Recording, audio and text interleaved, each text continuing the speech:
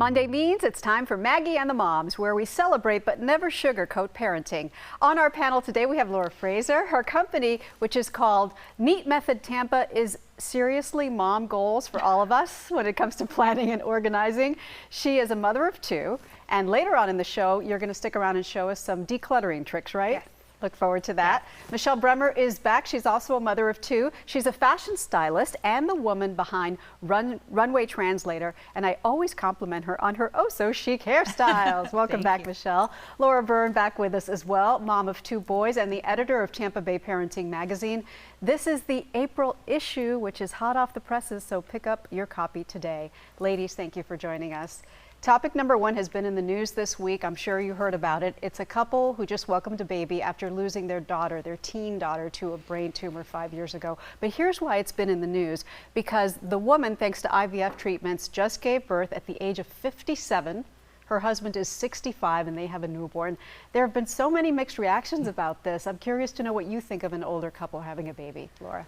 Oh, this is a tough one. I mean, who is to say that you are a better mother at 25 versus 55. I think this year, if it's taught us anything, it's that we don't know what can and will happen. And I personally think the main issue is to know that she is healthy enough and able to carry and have a child. And if the doctors say that she is, I mean, we have no idea what this woman has been through. So, I mean, who are we to judge, right?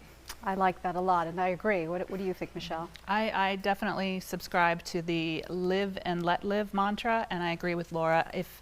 Especially if she's healthy enough to carry it. I mean, I feel sorry for her running around after a toddler, yes. And then as they go through and grow up. But I think it's beautiful. She gave life to a human, and it is what it is. You just never know what the future holds. So. That's what she said. For it. Yeah, she said, there's no guarantee that any of us will get to see our children grow up.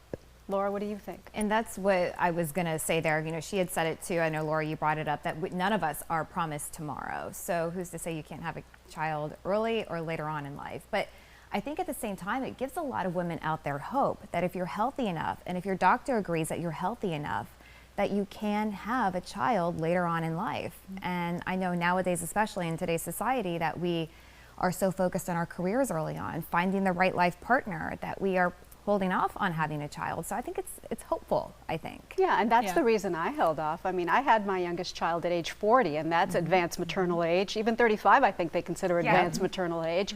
And the doctor warned me about the pregnancy risks. So this woman already beat the odds there. She had a successful pregnancy. It is tiring to keep up, as you said, Michelle, with a little kid at an advanced age. But I immediately thought about, she is going to be 70 when her child is 13. So I just pray she is healthy enough and she works out. This woman lifts weights. Yes. So, I'm saying a prayer for her for sure that she stays healthy. Right. All right, topic number two, ladies. We are going to talk about a question that came up in an article in Parents Magazine. This is a woman who wrote a book called The Art and Science of Mom.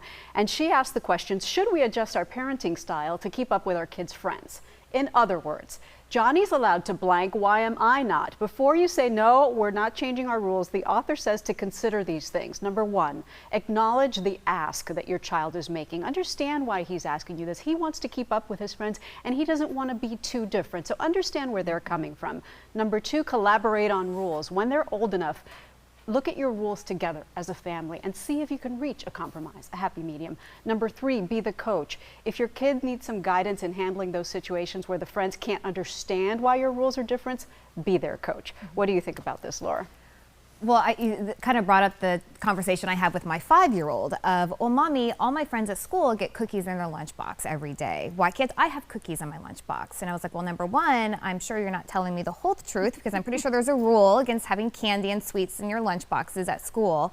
But we compromised. So I found these like little oat type bar things that are close enough, right? But I can remember even as a child of trying to say, well, everybody else does this. Obviously it was a lie, trying to, sway the parents into getting you to do what you want. Right. But, everyone's different. That's why I don't believe that there's such thing as a parenting expert, because we even parent each child differently. True. So we shouldn't have to change the way we parent just to please our children. But like that the author said, acknowledge what the child is asking and what they want and find the compromise. Where they're coming from. Michelle?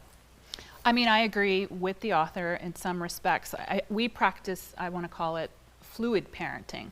In other words, we do have a core base of rules because that's what children need in terms of discipline and guidance.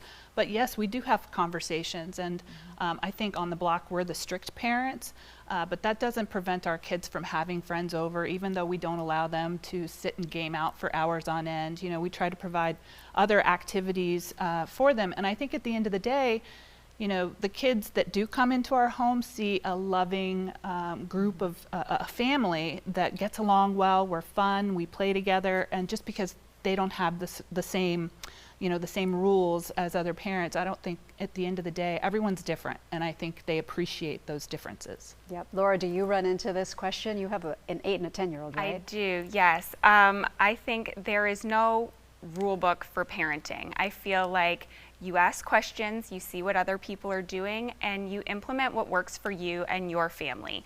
And sometimes I know, like, video games have been, I think, really popular, especially with, you know, the past year and the state of things, and just, you know, what else is there to do? Play video games.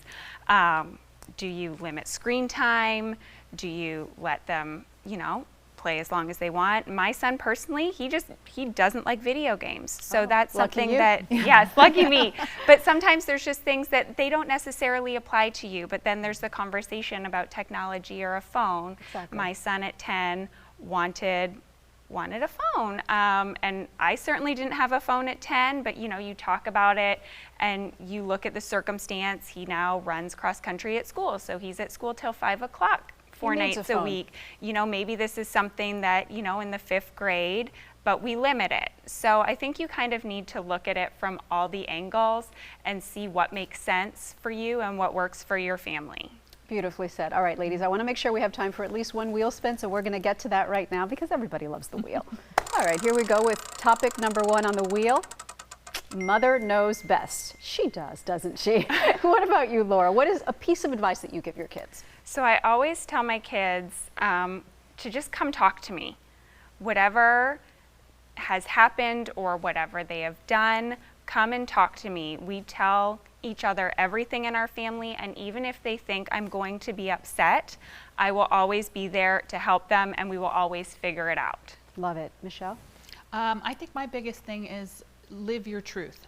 Don't lie. There's never a reason to lie. At the end of the day, it's a lot harder, you know, to keep up those stories and to keep up those facades than it is to be your true self. So my number one piece of advice to my children is always just tell the truth. It's going to make for a much better life if you do. What about you, Laura? You know, in my case, I'm going to say that mom doesn't always know best. And I'll use an example of this morning when it comes to our kids' projects, right? We've kind of talked about this in the past before. We're letting them do it on their own. So there was an egg drop. My son had to build something, and I so badly wanted, because I knew how to do it, to make sure the egg wouldn't drop when he made this little box. But I was going to let him do it. And I was like, you know, and it turned out to be great. And he did a great job. So sometimes mom doesn't always know best.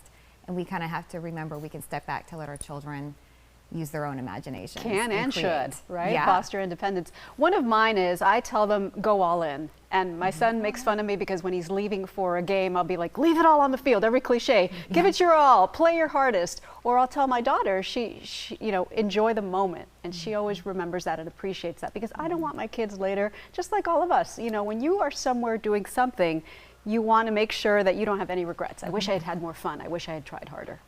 So that's what I say. Ladies, appreciate having you. Hope you'll all come back. Thank you. Yeah. And tune in for another Maggie and the Moms next Monday. Daytime, we'll be right back.